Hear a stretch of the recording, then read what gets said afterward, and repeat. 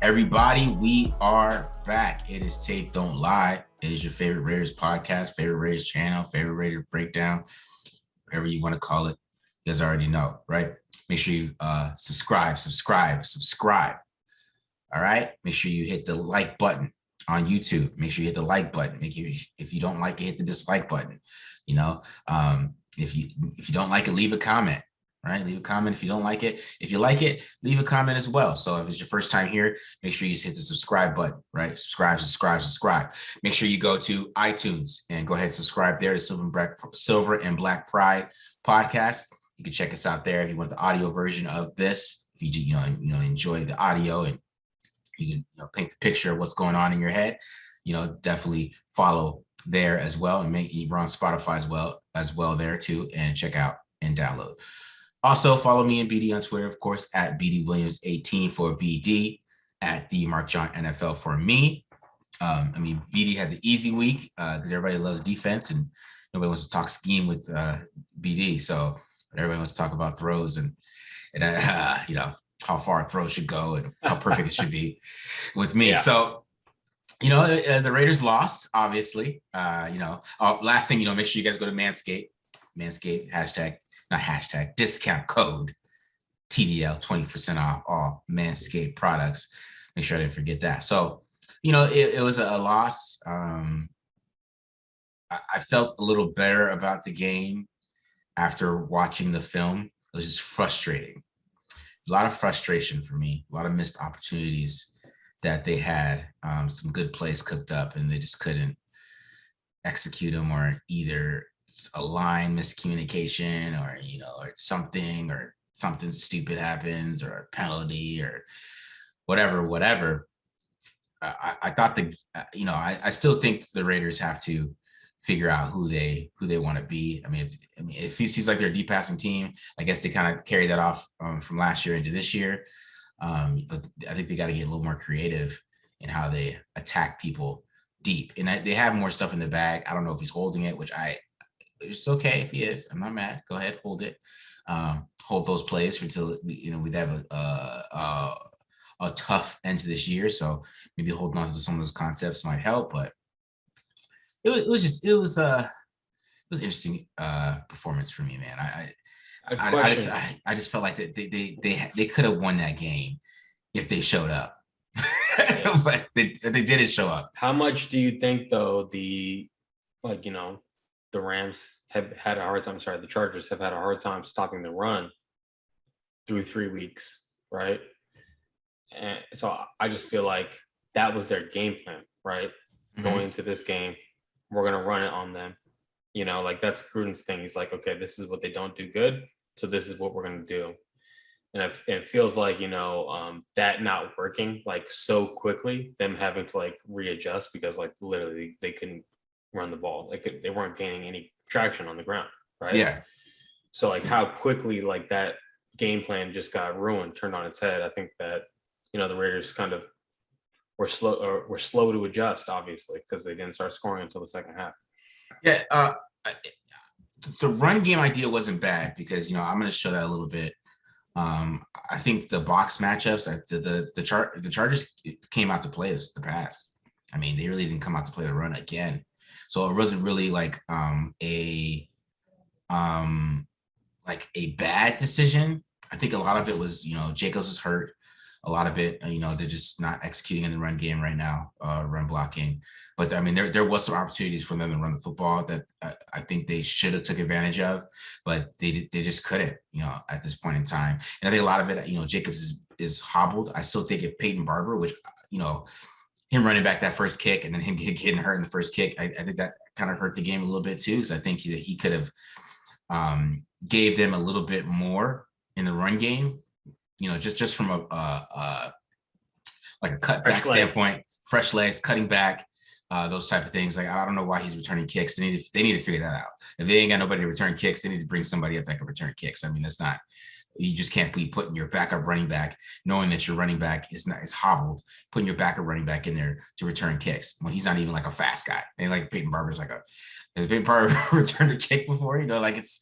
Yeah. Put Kenyon Drake back there. If he's just in the pass game and he's done it before, put him back there instead of Peyton Barber, because I think him going down, I think really hurt them in the run game. I think it would have been a little different if he didn't go down, because I think Jacobs couldn't cut or do any of the things that he really is really good at.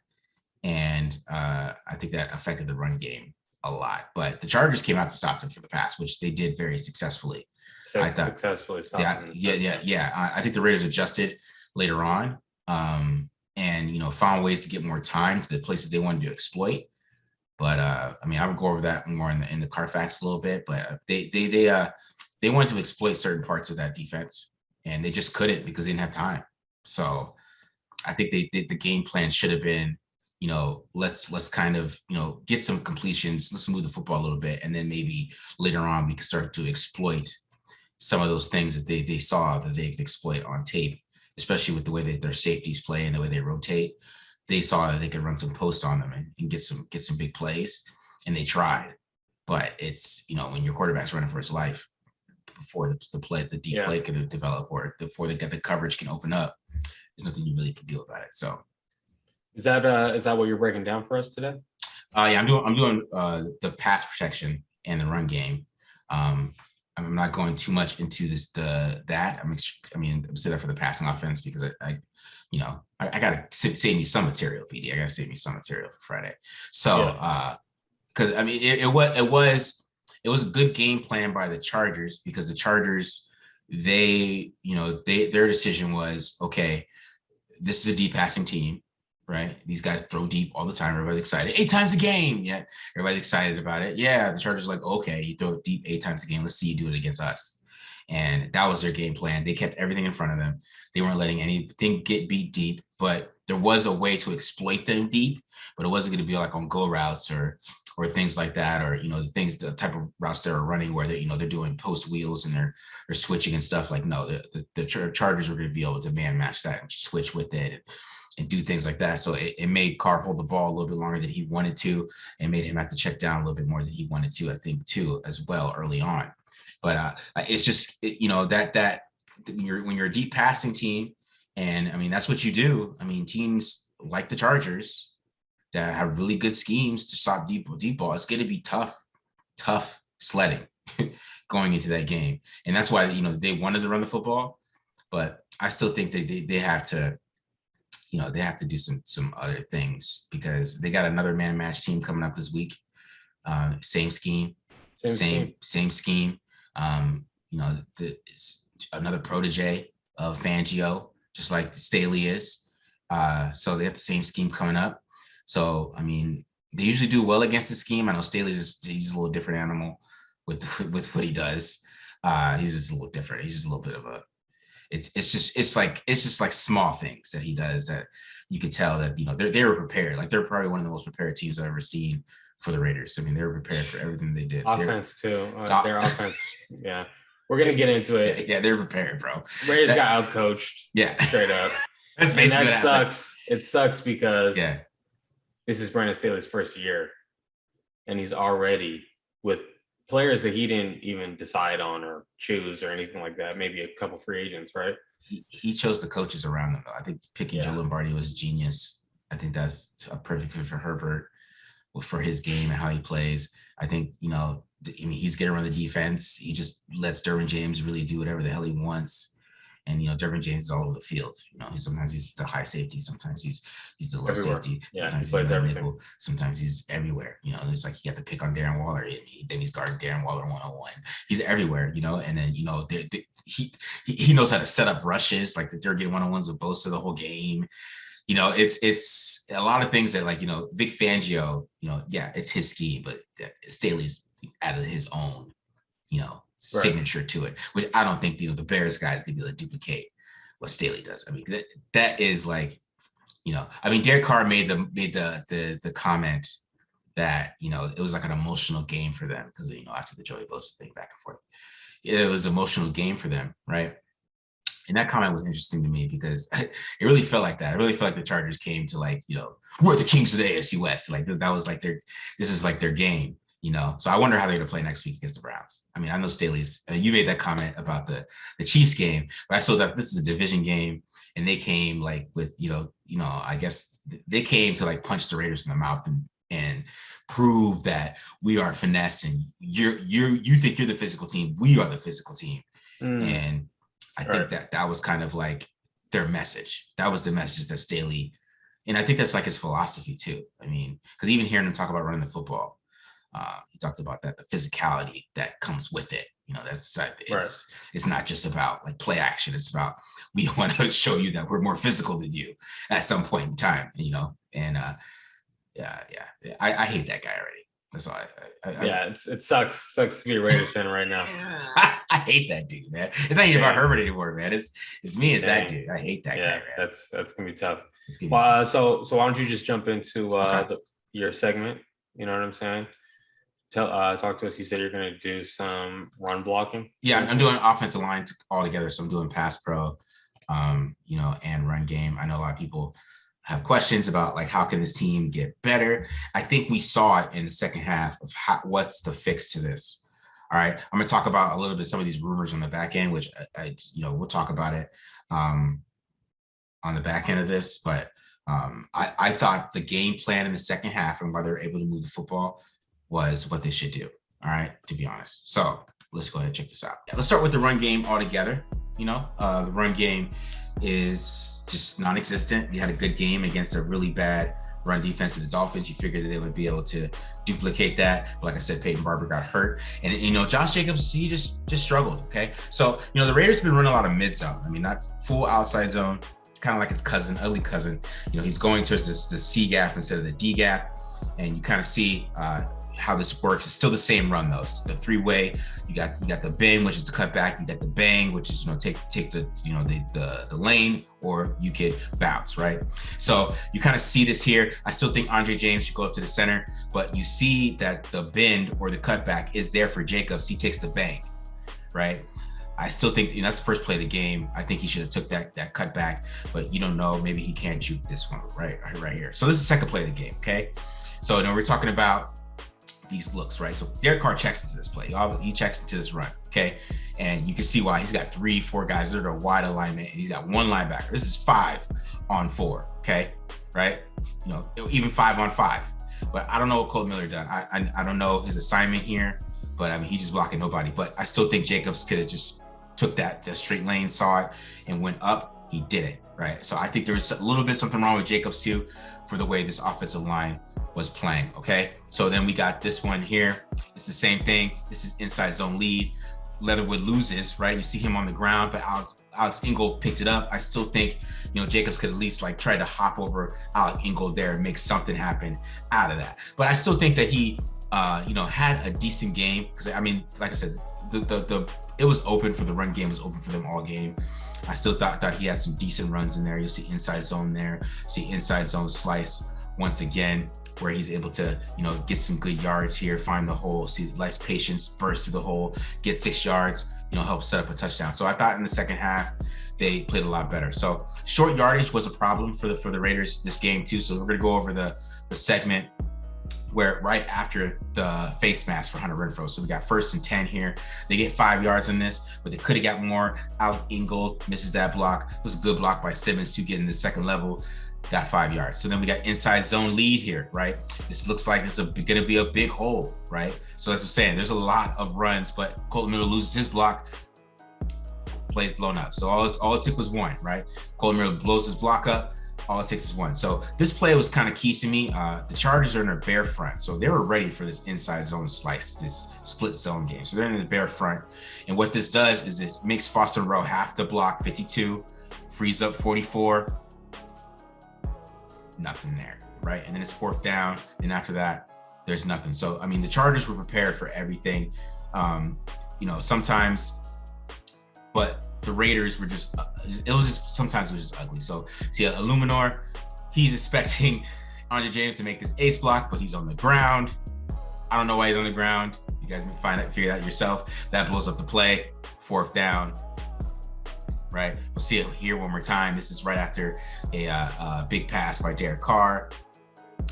Right, Andre James just gets blown up here, just toss it aside, blows up the play, which probably been a hole if he actually kept that block, right? So we'll see over time. He just gets thrown down. There's a hole there if he holds that block, but he's just tossed around. So in the run game, I mean, like I said, in short How yardage. you gonna rewind that, man? You seen that? You seen that? I had to point it out. Sorry, dog. But it's bad, man. It's the run game. They're either when they have a hole, somebody's missing it, and when they don't have a hole, or when they're trying to make a hole, they're getting no push and they're getting pushed around, right? So let's go on to pass protection, which is the big thing that we talked about. The Raiders, Derek Carr is under pressure 45% of his dropbacks, highest of the season by about 10%. So we've been talking about them being so bad, right? I want you guys to watch John Simpson here. Look at this dude pick up this fumble from Joey Bosa. Like that, that kind of helped them in this game. It kept them from being a blowout. I thought that was crazy. Nobody really pointed that out, but let's watch Alex Leatherwood here. He's going against Joey Bosa. We talked about something in the offseason, the outside hand, right?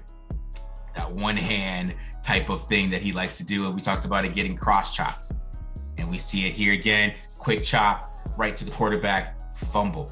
Okay, so he's having that issue once again, and we're gonna see it once again here. It's just he's getting that one hand up, and Bosa knows it, chop right around him.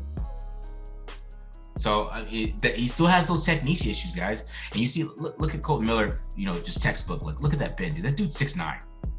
Look at that bend, and that's kind of the difference between you see the high pad level from Leatherwood, you see the leaning, you see him using the hands incorrectly, and you watch Colton Miller is totally different. And this was a big play, man. They had Hunter Renfrow wide open on this play. This was about to be a touchdown, but miscommunication to do a creeper blitz.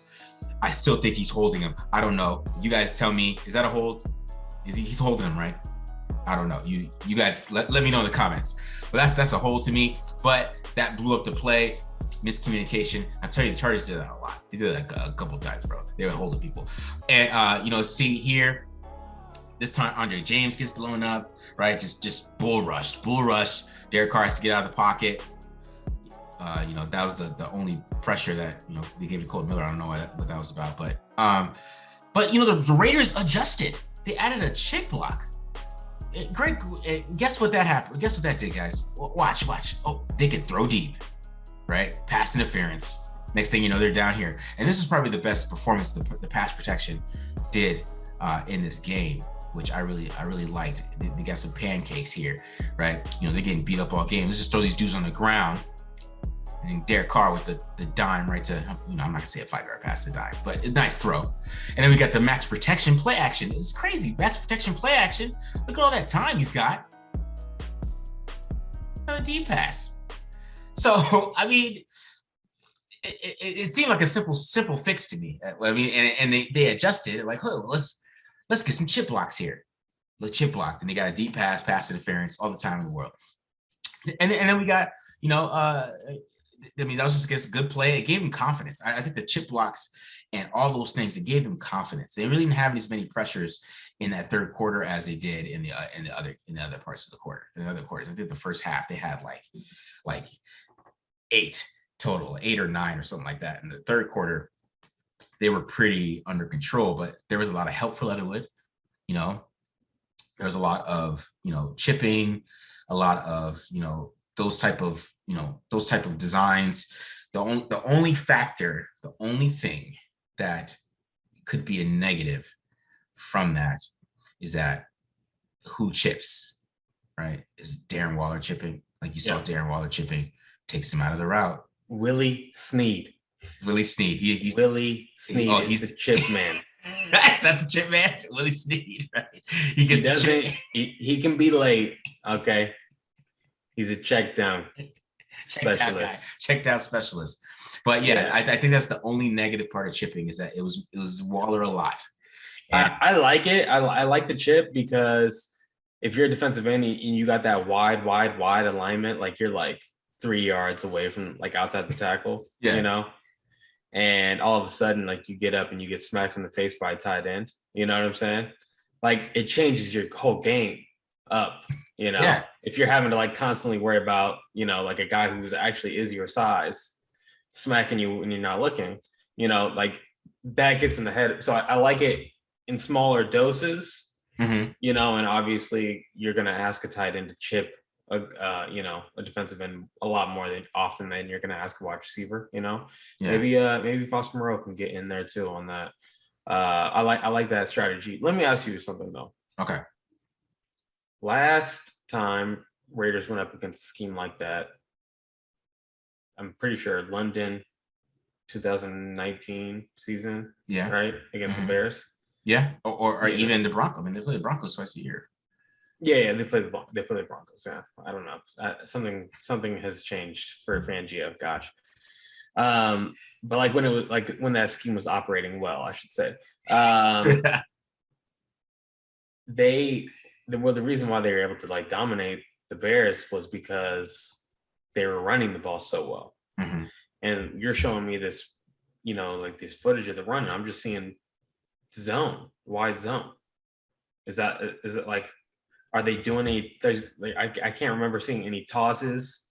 Are we seeing counters? Are we seeing pullers? Like how much volume is in the run game right now?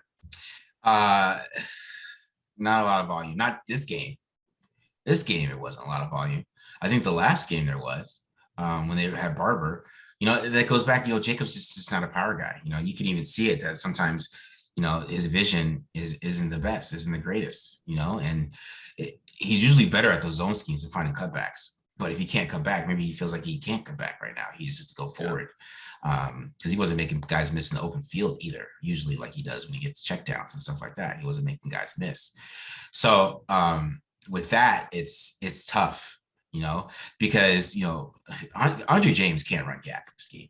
I'm sorry, dude. Like he can't. He can barely run inside zone, which is a little bit of a cousin of gap.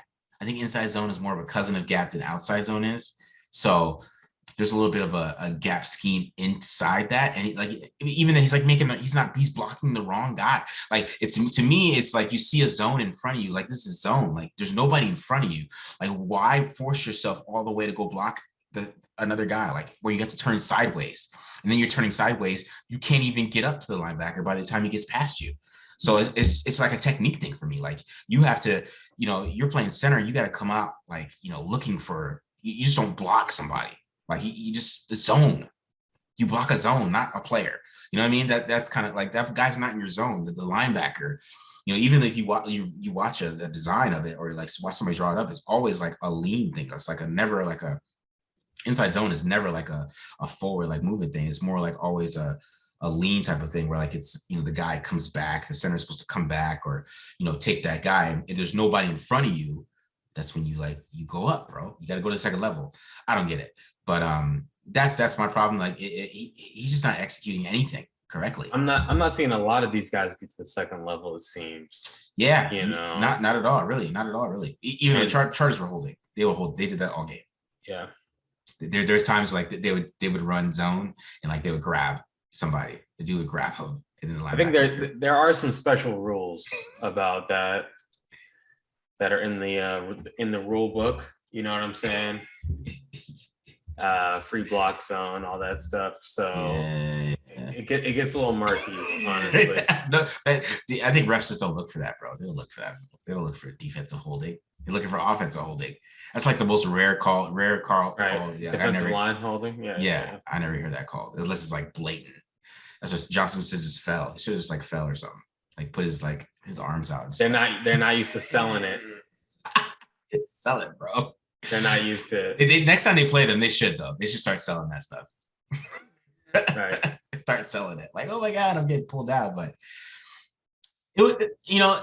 I think that there was some elements of the run game there, and they had a different running back that maybe they could have got some other things done and actually executed their game plan. But it just didn't work. But they got to get more play action too, bro. Some of the biggest plays of that game were off play action. They got to get play action on at this point. Obviously, these teams, I mean, they're still like sucking up and playing the run when they're under center. They're not like playing deep when they're under center. It's when they're in shotgun. They don't take them serious. They're like, okay, you're in shotgun, you're gonna pass. So why would we have people in the box, right? So when you bring those guys down in the box, that's where they're able to get some of those big plays. Like, Carr, that was a Yankee concept. Carr hit that post on the Yankee concept because, he had that time and play action to, get those deep routes and let him clear a safety before somebody else, just throw the ball early. So, I thought it wasn't as bad as I thought. It was just frustrating. I thought it was frustrating, but I feel like that if they play that team again, I think it'll be a little different. Yeah, I mean, like I think the comment from Carr about how it was an emotional game, I think that kind of says it all right there. One team, and it was clear from the result. One team came in and was a little bit more geeked, you know. Yeah, they wanted something to prove. They wanted to prove that they're best team in the AFC West. Yeah, so unfortunately, the Raiders didn't come in with that same mindset. Hopefully, Yeah, that's a good lesson to learn. Why don't we transition to the defensive side of the ball? Unless you had anything else that you wanted to add. I do. I want to talk about the Leatherwood to guard type of thing. Oh, okay, yeah. Quick. So a lot of people are saying this Leatherwood to guard. To me, that means Illuminor. I hope I'm saying his name correctly. Yeah, Illuminor is hurt for a longer period of time. Like he's not going to be able to suit up this next week, and they like Brandon Parker more than they like one of these other backup guards. But what do you think? Did Illuminor get hurt? Because I know he finished that game. Was he on the injury report? He finished the game. Yeah. So that's what I'm saying. He finished the game. So I just think if they did that, it would be a bad move because one, it's the middle of the season, right? I mean, it's week 4, and we're just now moving him to guard. Like, there's nothing you saw in camp that thought that he could be a guard. I mean, you drafted him to be a tackle. Like this is not like it's like, okay, so I want to talk about this, like especially the offensive line, like the transition from tackle to guard. I don't care if he played guard in high school or college, whatever. You got somebody was probably going to say that he played all 5 positions. I don't care. It's like he played right tackle in college and he's struggling with the transition to right tackle. He is. That's a part of it. That's a big part of it, guys, is that he's struggling with the transition from left tackle to right tackle. Right. He's struggling with that. Right. He's a left tackle. That's even the Outland Trophy as a left tackle. It's not like he won the Outland Trophy as a right tackle. I know he's played right tackle before, but that is not something that he played majority of the snaps while he was at Alabama. He's a left tackle. So like Penei Sewell looks a whole lot better now that their left tackle got hurt. He looked like he was garbage in the preseason, right? Right. That transition is tough. Okay, so just to freak out. If this is true, if this is to freak out and move him to right guard or something, it better be your theory. Because if it's just a normal move, that it's too abrupt. Maybe in the off season you decide that after you decide whatever, but like now you cannot do that because it's a totally different position. It's like asking a wide receiver to play running back. Nobody would do that. Nobody would be like, Henry Ruggs, man, we need you to take some carries and make it work. You wouldn't ask a first rounder to do that. You might ask an undrafted rookie free agent to do that. Maybe, switch in the middle of season positions. I'm just hoping that it's something to do with Illuminor not being ready, even though he's not on the injury report. I just checked, so I don't know. Or maybe the next thing is they feel like on either side of Andre James, they need like 2 guys who can move people. Simpson, Leatherwood. They're both like 330. Yeah, 6'5", 330. Great size, great power. They got to make sure James blocks the right guy first. Let's get that fixed. Let's get that fixed. Make sure he blocks the right guy. Next question. Brandon Parker, is he? I mean, he's better than Leatherwood at this point, right? No, he's not. It's got to be close, bro. It's got to be close. It's not, though. So you're saying that Brandon Parker is that bad? He came in. So I have pressure percentages. I do have my pressure percentages ready. Okay. For the offensive line. All right. So Leatherwood is the lowest. Okay. He's at 15%. Okay. That's not including this week. So I haven't added this weekend, but I mean, he did have a lot of pressure. He had his lowest of the year. He only had 5, but I mean, I'll say only 5 is terrible, but I mean, it's better than 9, like he had the week before. So, but Brandon Parker played a half a game. Okay. So he played, what I have him at, where am I overall? So he played 22 snaps. Okay, guys. He gave up 3 pressures. Okay. So he has a pressure percentage of 13% on those snaps. Okay. That's nobody else has 10% besides Leatherwood. Okay, so and with run blocking, it's worse. Okay, so with run blocking, he had 3 blown blocks himself on run blocking in a half. Okay, in 22 plays. In 22, so basically 22. So that's 22 pass snaps. I mean, I didn't have the rush snaps in here, but that's like a third of the time he's messing up. Yeah, he is not the go-to guy you guys want out there. You don't want it. I mean, half the problem with Carr right now is his ankle, and the guy who got him beat with the ankle, who like tackled the guy and he fell on him, was Brendan Parker. So I don't. That's not a good idea. He's not a fix. As I'm saying, if they did that, it would make it worse. It would make it worse. It would make it worse. 100%. Who else can play? Who else can play tackle? They got to roll with Leatherwood, man. They got to roll with it. They got to coach him up. They got to get him out of his stance quicker. So he's not reaching and being late. They got to coach him up. That's what they got to do. They got someone on the roster named Jackson Barton. Yeah, bro. They don't have a backup tackle that is better than Leatherwood. Like right now, it's a wash. Like you could put Parker in there, but to me it would be a wash. I don't see the difference. So, it'll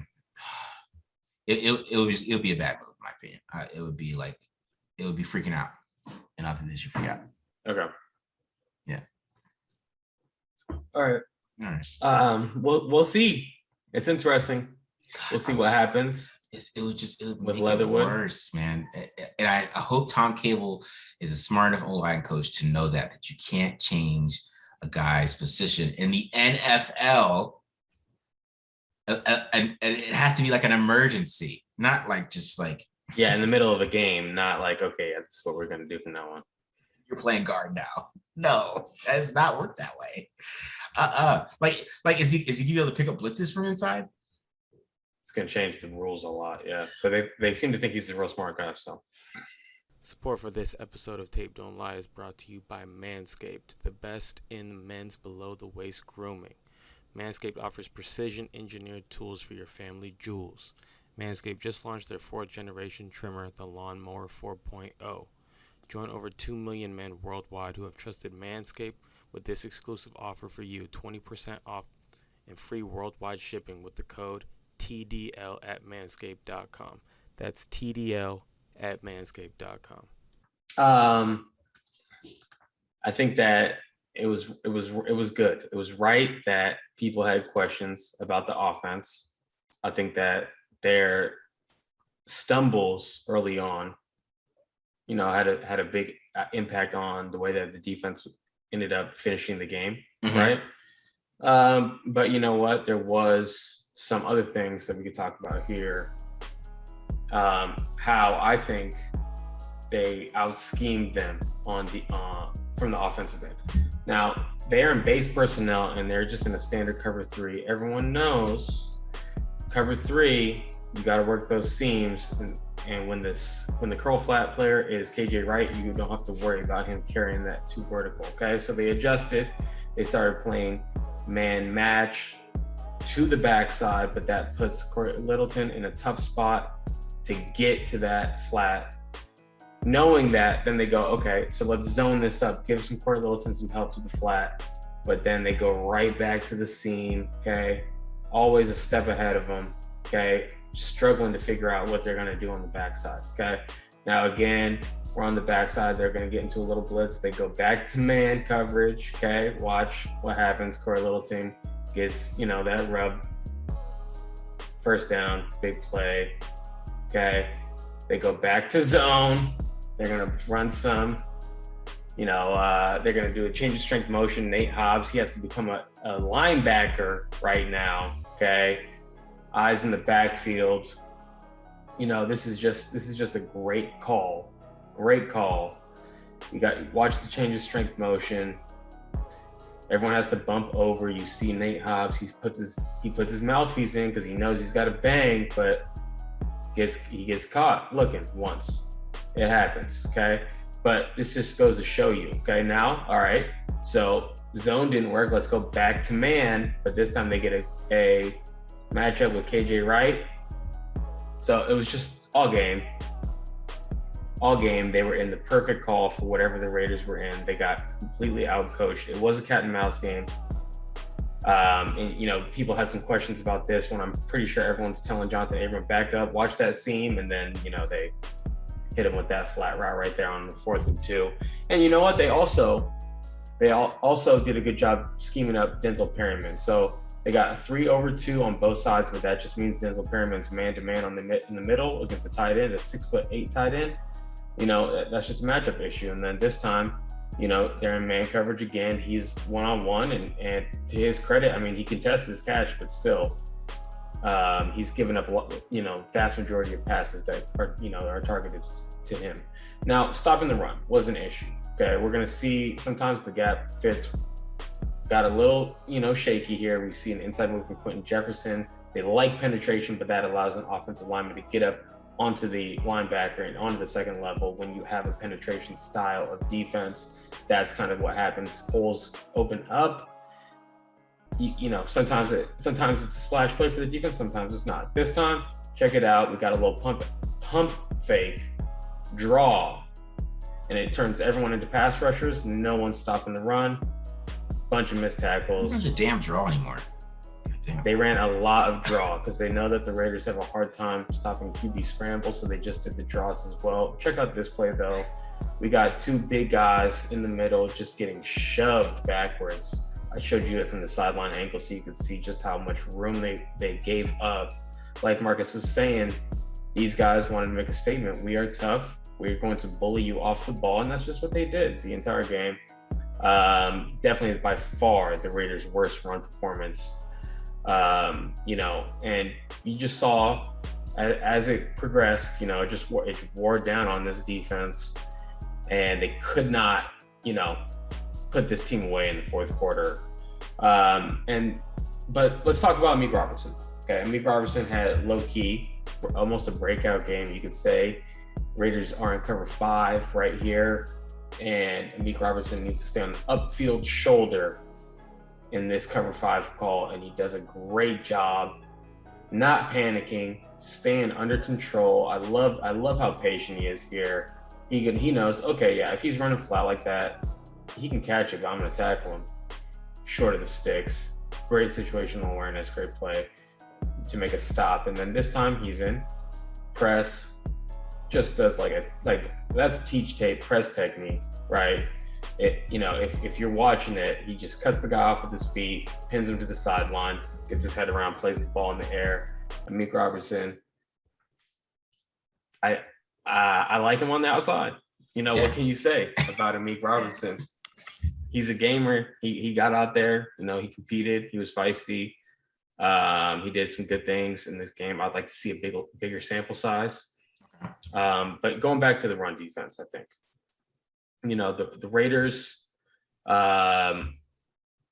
they were averaging, or they were just much more frequently before this week, stopping runs short to gain. Okay. And a lot of that is just having to do with, it's a simpler scheme. These guys are able to play super fast and get there. And I think that once they started messing with the rules of their scheme, and Gus Bradley had to, by far the biggest volume in terms of defense that we've seen so far this year. Cover 3 in multiple different ways, cover 1 in multiple different ways, lots of cover 4 calls. They even got into cover 5. They had different dime packages. It was the most defense that Gus Bradley has called this year, right? And I do think at key times you saw some mental lapses happening out there. Abram backing up, playing the seam on a 4th and 2. Like, does he think it's first down? You know what I'm saying? Yeah. Just some missed tackles, guys like a little bit out of alignment. The Nate Hobbs play, that's one example, but everyone had a bad play basically in this one, right? I think that it could have just the amount of volume that they came into the game with, and some of the adjustments that they were having to make because they were figuring them out on offense. Mm-hmm. I think that could have contributed to maybe just these guys not playing as fast as they have been, this year so far. All right. I got a couple questions for you. So the second half, the Chargers only scored 7 points. What do you think the difference was in the second half to the first half? I mean, it's kind of the same thing. I know that they have more stops in the first half, but the second half, they really helped the Raiders get back into that game. So what do you think there was a difference between the first half and the second half? Yeah, they started playing a ton of man coverage, okay, and contesting everything.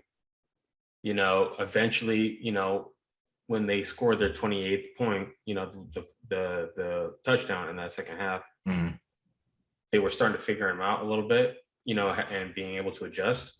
But I think that the man coverage definitely helped out. And allowed these guys to be a little bit more, what's it called? Just compete and contest these catches and just stay sticky. I think that's what helped out. I don't think it was a super impressive day from Herbert. I wouldn't say it wasn't there's a good amount of incompletions and stuff like that. And, you're throwing a 6'8" tight end over, almost like a 5'11" linebacker, of course you threw a touchdown right there, and some of these were just wide open. Credit to him, obviously, for seeing it, but it wasn't oh man, this quarterback's going nuts, nothing like that. Of course it right? was. Yeah, but so, I think that definitely playing a lot more man coverage in the second half helped out with that. Yeah, I was on the Heidi Fang show today, and I was talking about, she asked me what is it that something that is it something that they exposed or whatever about the Chargers, how they're able to move the football. And I told her not every quarterback is going to take what the defense gives them like Justin Herbert does. So, I mean, that's kind of the thing that, that will beat this type of scheme is just a smart quarterback. And to be honest, guys, there's not that many of them. I'm going to keep it real. There's a lot more exciting quarterbacks than smart quarterbacks. So, and Herbert's one of the smart guys. He's one of the guys who's and that's why, that's a good thing you pointed out. That's what Bradley was trying to throw everything at him, because you just can't come out there and play a base defense. You got to try to confuse him. You got to show him this.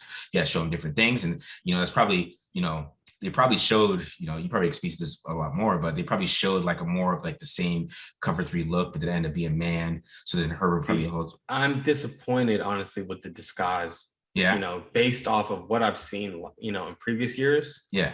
I think that this team has a ways to go, and in terms of disguising their intentions, pre-snap. I think some of these guys are a little obvious with it. I think Abram can definitely work on that. Okay. It seems like anytime he's coming off the edge, everyone knows it's happening.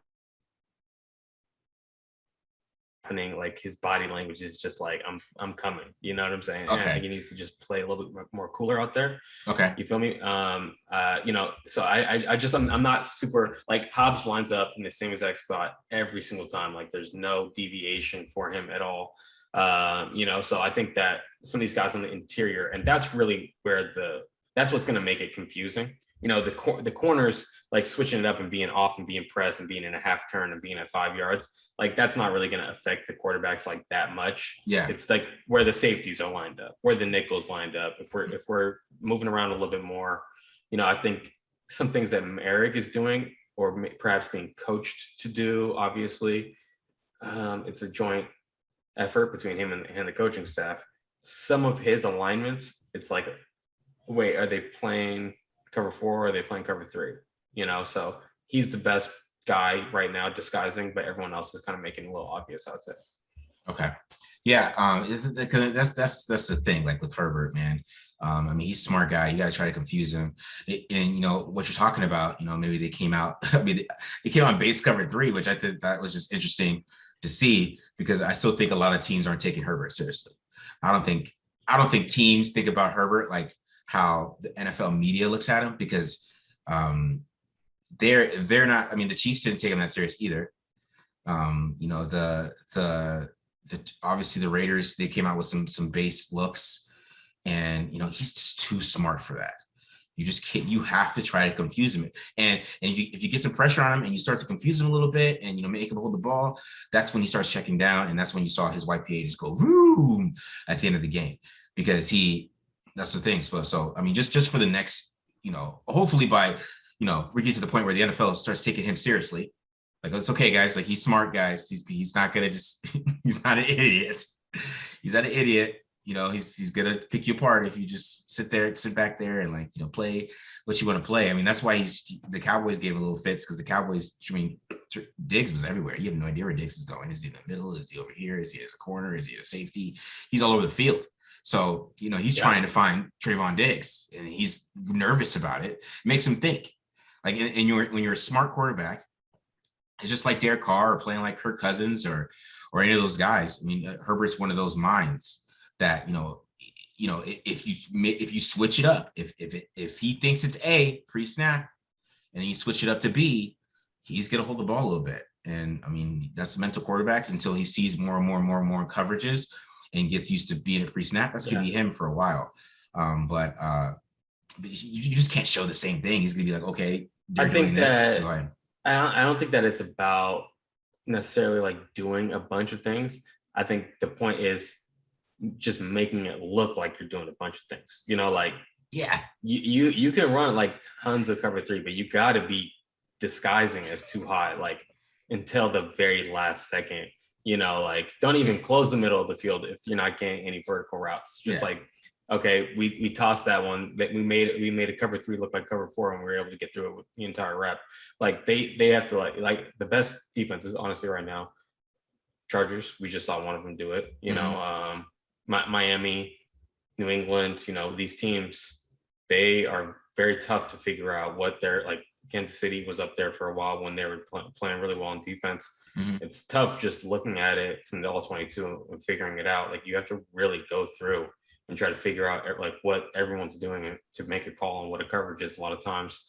And Raiders are not like that. They're actually really simple to decipher. Honestly, it's even easier than Paul Gunther, because so often with Paul Gunther, there'd be like someone just doing the completely like wrong thing. Like someone's playing zone, everyone's playing man, one guy's playing zone or something like that.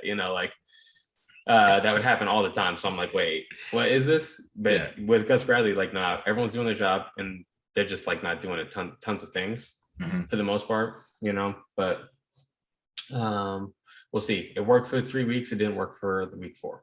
Yeah. Cause I mean, even Staley, I had to send you some stuff, because I mean, they're running, you don't know is it cover 3? Is it cover 4? I mean, I don't know. Is it? It's just man match.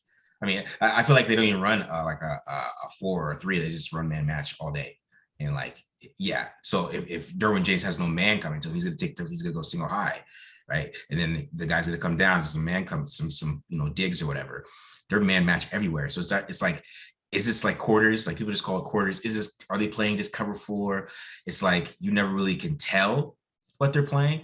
And that's why you have to mess with them a little bit too. You have to mess with them with your schemes. You have to make safeties break down and then hit them over the top, because you create one-on-ones, but you need time. I think you need time. If they were able to run the ball, this is a different outcome, I think, of this game. Yeah, that's true. I like, you got to be able to run the ball against a team like that. They're doing like college tricks. Excuse me. Like you saw the 5-1-5 bear, like it looks like the Big 12 out here a little bit. You feel me? Like, bro. Tight fronts, mid fronts, like they're stopping the run the ways that a college team with no linebacker recruits is stopping the run. You know what I'm saying? Exactly. And they were able to pull that off against the Raiders, and like that just goes to show you Raiders run game is trash right now. Like, it's straight up, it's bad. It's bad. It's so bad. And it's and some guys are doing their job, and some guys aren't. And I would say ignore the PFF grades, because I don't think like, especially the guards are not playing that bad. Everybody maybe might call me a Simpson bias, whatever, but Illuminor is I think he's playing the best at all of them. And I think he's the most solid one, because Colt Miller is, he's dynamite, as pass protection, but he's messing up in run blocks. Run blocking, right? Yeah. And then but Illuminor is doing, he's the most consistent. He's doing solid in both. right? And you rather have somebody that's solid in both. Like, John Simpson, he's up and down. He'll go 5 snaps looking like he's, John Simpson, and he'll have an awful snap and then great -20. I mean, because so his bad snaps are just bad. Right. Yeah, I think that's like the thing with him is that his bad snaps are outweighing all the good snaps that go with it, because he's had a lot of good snaps, especially the last couple of weeks. So I mean, he's not. I don't think he's a liability. John Simpson. I think he's fine out there. Same with Luminor. I think Andre James is a little bit of a liability in the run game. I think he could still lose in the pass game too, depending on how strong the guy is. And he has like high pad level and stuff like that. So he's not able to get any push anyways when he's able to get somebody. I see him on the ground too much. Honestly, that's an automatic disqualifier for me. Watching any lineman, offensive or defensive lineman, if you're on the ground, like how many clips have you showed us where he's on the ground every week?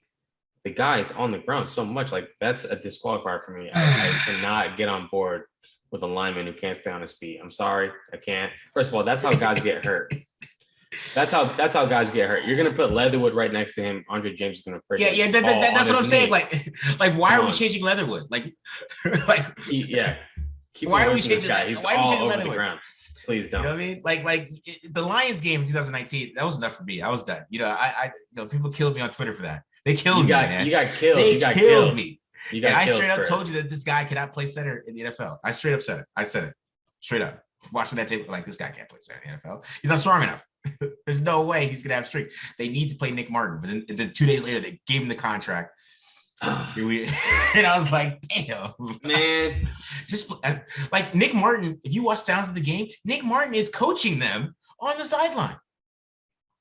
He's giving them tips. Is he hurt? He's like, yeah, you guys need to do this. He's standing up, giving them tips about what to do. Play him. Play him. Gotta play him at this point. You know he's prepared. He prepared like he was gonna start. He probably would fix most of the issues, just communication-wise. Like some of those stunts, those free rushers would not happen. He would be sliding the line. He'd probably see some of those rushes. He would slide the line, and they would still be able to get help on Bosa, right? They'll do more things with Nick Martin in there. He's not the best center in the world. He's not, but he at least knows what the hell he's doing. I in my opinion, look, if you're a starting caliber center in the NFL, it means you're one of 32 in the world. So. James is not a starting caliber. He's not a starting caliber center. I literally, I question that, man. I really said that. And why? I got killed. Why pay him for a while? I got why killed. Pay him? I people don't were upset that. at me. Even got a response video. I got a response video of people did a response video to my tweet proving that he was going to be the dude, and shout out next time. Like that's how we collaborate with other Raiders channels, right? I know, and it's funny. Like a lot of those dudes are attacking Simpson because I'm a big Simpson guy, so a lot of those dudes are like they're attacking Simpson pretty. Oh, okay, right. With no evidence. Like show the evidence. Like don't use Cam Hayward, who just that's not. Show me evidence of Simpson playing bad. I don't care what his PFF grade. Show it to me because I can show you. He's getting pancakes every game still, so I can show it to you. So like that's what I would say about that. But yeah, with James, I try to tell people, but hey, here we are, week 4. The wrong validation for me. I don't like this validation. This is terrible. I don't like being right here. I wanted to be wrong. This is something I really, really wanted to be wrong about. But man, you have to play Nick Martin at this point. Like you have to. Like that's what I was like when I even saw that rumor of moving Leatherwood. Like you're really gonna move Leatherwood before you move James. Like James is the bigger problem than me. Your center has to be the man with communication on that line. Like can do creative things. Slant the protection to the tackle, chip, play action, right? Yeah. How much help really are you going to be able to give a center? You can't help him block the right guy on the inside. The center is the guy who helps. I'm sorry. The center is the guy who helps. If he can't even help himself. All right. I'm sorry. All right. Yeah, we're gonna cut it off right there. It's clear how Marcus really feels about Andre James. And you know what? And no, you said it, and I agree with you. Hopefully, we can just see improvements all across the entire offensive line. We'll be happy with that. But as long as Andre James keeps playing like this, you're going to hear Marcus on a soapbox on the Tape Don't Lie channel. Make sure you follow us on Twitter.